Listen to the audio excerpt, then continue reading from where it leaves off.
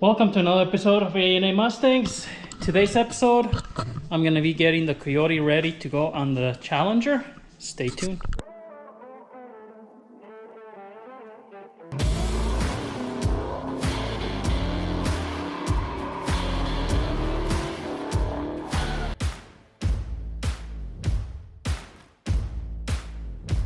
So there's a few things, now that the Challenger is, I do have the tires here for it, but suspension is fully done, front, rear.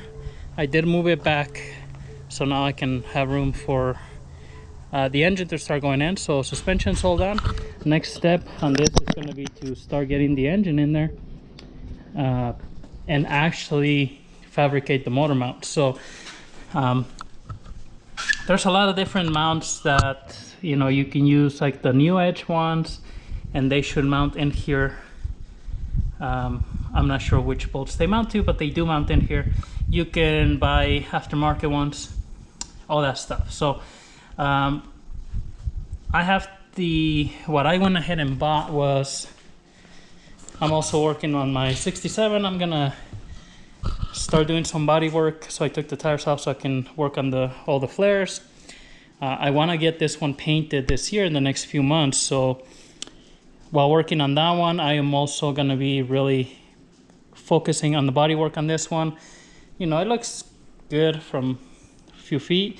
I'm not a professional body person or anything. I am going to paint it myself though, but I do want it to look the best it can. So I do still have a little bit of body filler to put on there and sand, just make things smooth and get it ready for paint. So I'll be doing that. But anyways, these are the mounts that I bought. So these are the Gen 3 Hemi mounts for the QA1 coilover suspension. So they go right on the cross member here on the bottom. And really the main reason is I wanted this part here at the bottom. So these were kind of, they're kind of pricey, but I did want this part that mounts to the K member. It has the bushings and everything. And so this is, let's see, passenger right hand, which really for me doesn't matter, but it goes like this, and then it mounts to the Gen 3 Hemi, which, man, it's, if you see, like, the bolts are so close. I think I can get the two bolts there to line up, just not like the back one. So the plan is, I do have some really thick steel up there, a plate left over right here. This is 1/4 inch thick, really big, and it's pretty good size. I do have a plasma cutter, which I don't know if I used in any of the episodes that I done, but darn it, roaches. So makes it really nice. I did end up making my suffering connector, so I used the plasma to cut it. Makes cutting metal way easier than using a grinder. It's just really fast. So the plan here is to get that plate, and actually, depending on how it works out, but my plan is to make a plate that bolts on, make it this big, similar on the other side, put it on here with the 4 bolts, and then depending where this engine lands, hopefully this piece, if it goes on there flat to the other plate, then I can just cut it smaller, but then weld it all around. Or if I need to, I can just cut it here. If I need it shorter, cut this tube and weld this tube directly to that plate. That's how this mount is, so that should work, no problem. So anyways, to get that done, I do have to get the engine in the car, which I have done before, but there's a couple different things that I'm going to be doing today. So when they were pulling this engine out, I think when they pulled it, they cracked this cam cover, valve cover, rocker cover, whatever you want to call it. So I got a set here that's just the factory. I think this one's probably had more mileage, so I'm gonna see if the gasket on this one is good. I'm just gonna transfer over. I think that's the passenger side down there. And so what I was gonna do, I was just gonna, you know, epoxy this, take it off, epoxy it. I didn't want to take it off to make sure that there's no pieces of plastic in there, but since I found a used set here, so I'm just gonna probably put that one there. So I'm gonna do that. I do have the throttle body, so I got a used one. I'm gonna bolt that in there. And then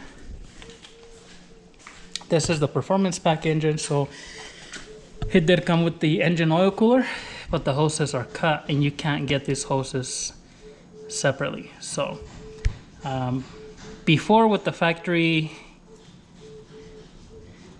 pieces on the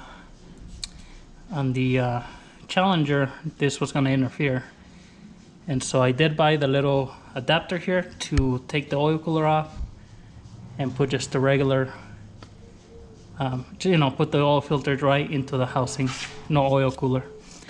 Now, yes, oil cooler will, you know, keep your temps down, probably if you do like road course racing, things like that.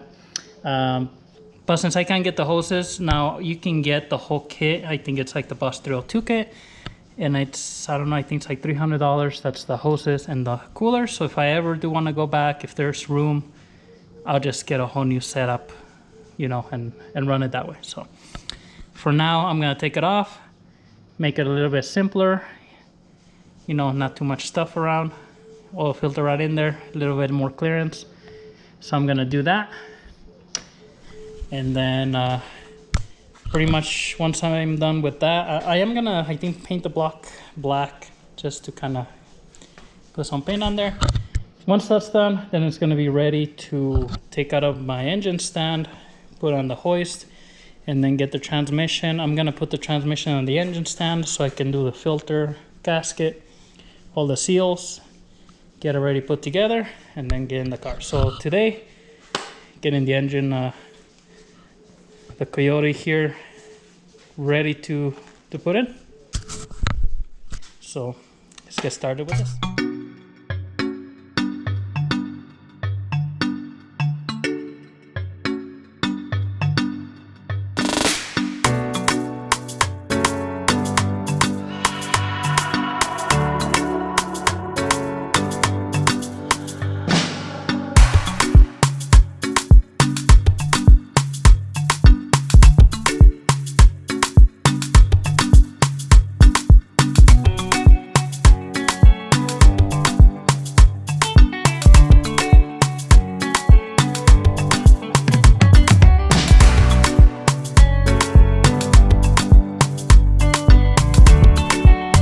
Okay, went ahead and took the cam cover off. I did find a couple small pieces when it broke that went in there around the area.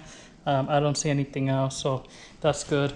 You know, good example here for this is a lower mileage engine, but also you can really tell that whoever had this took care of it. I mean, look at this cam cover, it's clean. You know, it looks like I took it off and cleaned it, but I didn't. You know, everything is nice.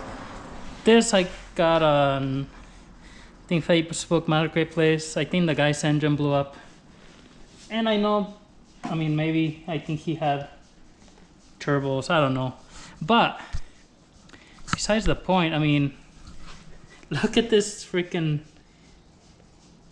cam covers. You know, it's, yes, the engine had catastrophic failure, but also, I mean, even the outside looks kind of dirty there. And look at the sludge buildup on this. And that's just the cam cover. I could imagine the rest of the block. So, you know, I bet you this car didn't have its oil changed too often. And now looking at it, I mean, this thing is broken there. I don't know if that's where they try to pull it out. I know this one, the guy had broken it over here, which is the driver's side. I didn't go pick it up. I sent my nephew, but I sent Junior. But you know, I'm not going to use this. To me, this is worse than the one I have. At least this one's clean. I'm not going to spend, I don't know, 30 minutes cleaning this one. You know, all the seals are junk. And so to buy a new gasket and seals to put this one that's broken, spend all that time cleaning, I'm just gonna do what I was gonna do originally. So clean this area right here for the broken pieces. I'm gonna get, I mean, I'll probably just even break this one and get a piece of plastic, not put it on the inside because I don't want to fall in, but maybe like put it on the outside and then epoxy that piece to the top there, just to keep the oil from leaking out. So I'm gonna figure out, see what I can get together, but I'm gonna get that one fixed. I'm not gonna use these, and then I'll show you what I did. What I ended up doing is cutting the piece out of the other camp cover, just a kind of rectangle piece, and then I epoxy. So I use JB Weld 5-minute epoxy, getting it in there. Once it's dry, I'm gonna put a little bit more of a coat around it just to make sure. I might put a little bit here on the inside, but hopefully that does it. So what I'm gonna do now is just clean around the area to put that back in here. Just a little bit of the dirt. I will have to put a little bit of the RTV right here, like they did factory, just to make sure it doesn't leak. And then I'm gonna install the throttle body as well.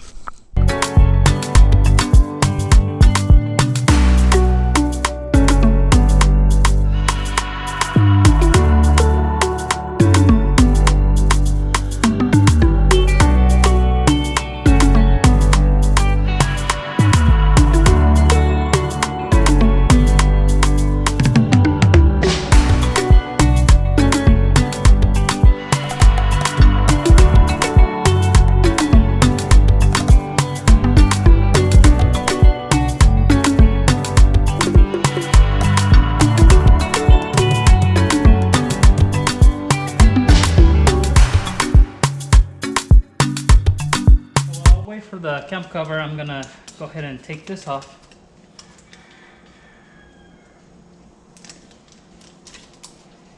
Looks like the oil filter was smashed in shipping, so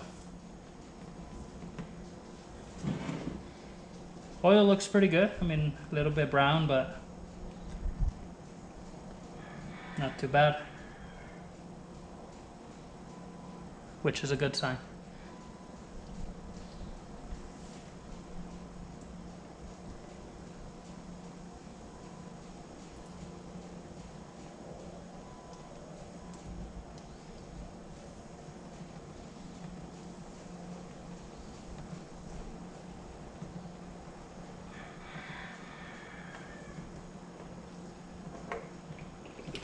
Being that this has a Motocraft filter, maybe the previous owner got it serviced at the dealer, so you know, took it in for his oil changes and everything. So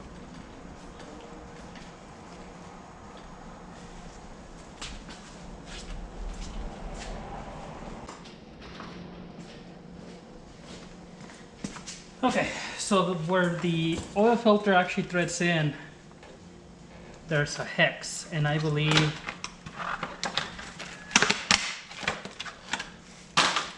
it's like a 14, but this is the little replacement here. So pretty much it's just a new piece. It's just shorter. And so it's a 14 millimeter hex.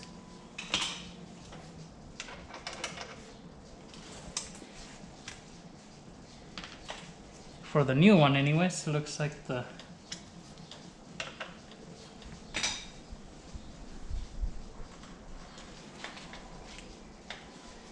oh, don't tell me. Oh man. Okay. Back to the drawing board. That is a 14, but the hex is in there. Pretty much at the end of where this little tool is, so. Man. Okay.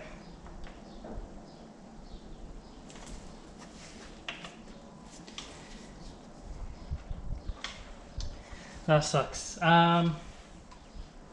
Well, if you are gonna do this, get one of these that's long, because you're gonna need it. When I went to the store, I didn't see any long ones, so that's why I don't know.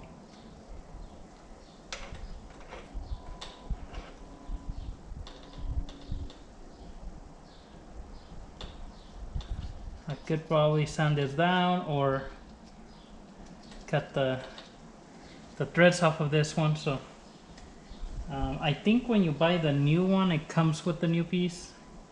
I would hope so, because if you're upgrading it. But at this point, I mean, I have no choice. So I'm gonna grab some vice grips just to see if it comes out. I doubt it, but I'll get a hacksaw and just cut it right there, or I'll get my grinder and just cut it. Okay, so actually I put my vice grips and it came loose right away. They hold on pretty good. Now the threads on this are gonna be a little bit messed up.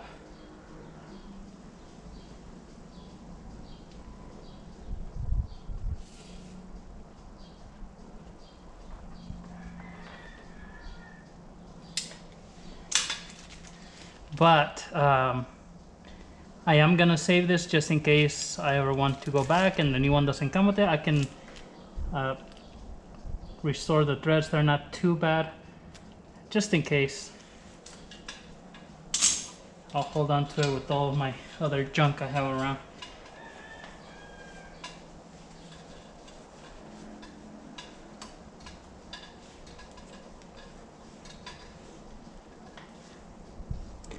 But that's what it is, pretty much just an adapter. So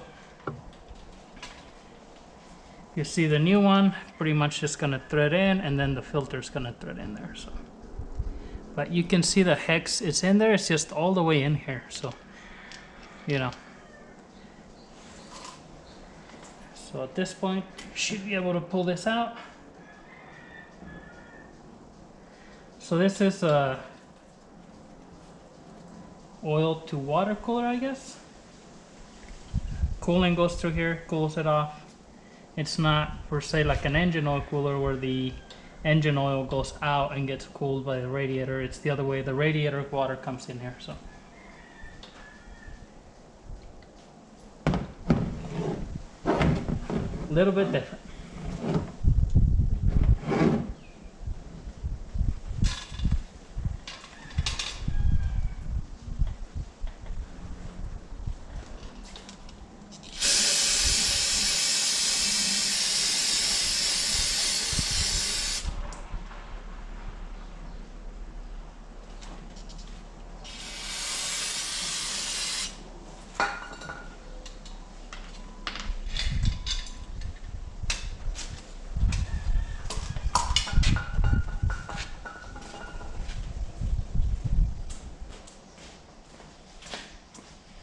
Alrighty, let's get this in here.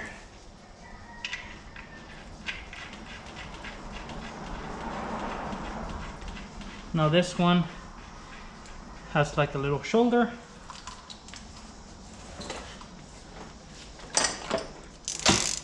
where it's gonna bottom out, where the other one, since it was holding that whole housing, you know, that's where it was pushing it down. So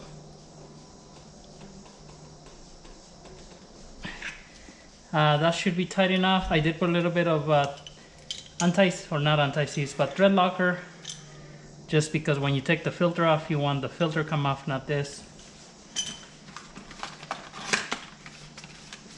And then normally your filter, you want to hand tighten anyways, that way, you know, it doesn't bring that piece out. But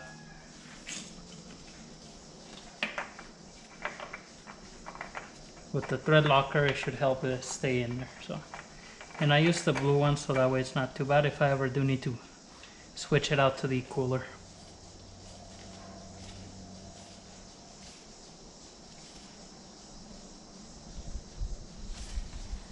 All right, so that piece is done. I was cleaning the block and everything, so I can spray it now. Kind of have to think about it, because the only thing, if I had it all bare, I would actually use like the engine or car paint with clear coat. That stuff lasts a long time. With the engine paint, if you ever throw brake cleaner, it's just gonna rub that stuff off. So I might just leave it like this, just, you know, aluminum, because if I do put a coat in there, you know, anything I throw in it's just gonna rub that paint off anyway. So, and I know there's gonna be a lot of work being done on here to get my alternator done and all that stuff. So for now, I'm not gonna paint it, but I am gonna take these studs off from the exhaust, because the headers do have regular bolts. So that'll be the next step. And then that will also give me a little bit more time for the epoxy to dry before I put it on there, the valve cover back on.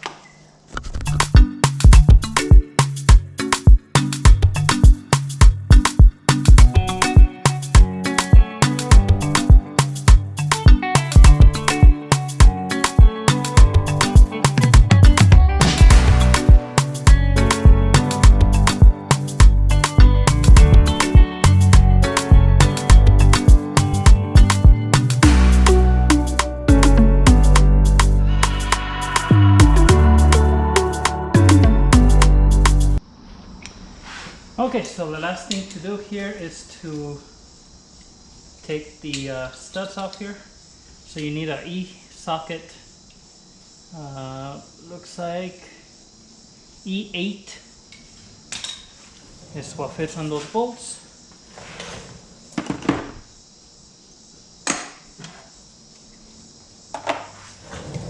This is 1/4" drag little socket, so let's see if, hopefully they're not too tight.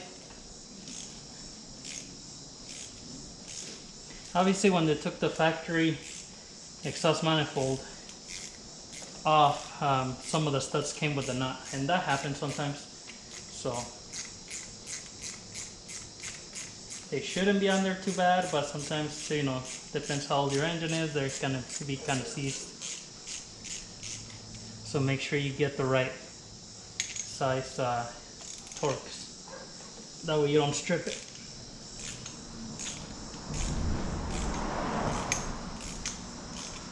This is pretty much almost dry, but I'm gonna let it dry completely, and then probably tomorrow I'll mix a little bit more epoxy and then just go around it, and that should be good enough. I can get a brand new one for, I think they're over $100, but I can get a pair of the aluminum version for, I think, like $250 or so. So if it does start leaking in the future, I might just opt out for the aluminum ones. They look nice. You know, if I'm gonna spend over $100 for one, might as well just get both of them. So, but for now, I think that'll be good.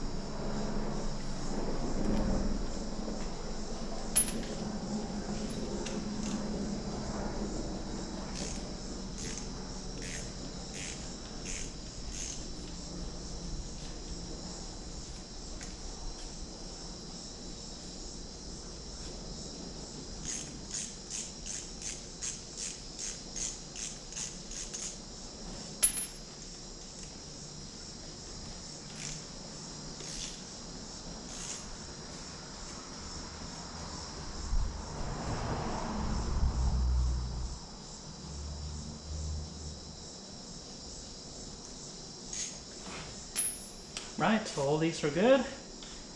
Let's move over to the other side and get those taken care of.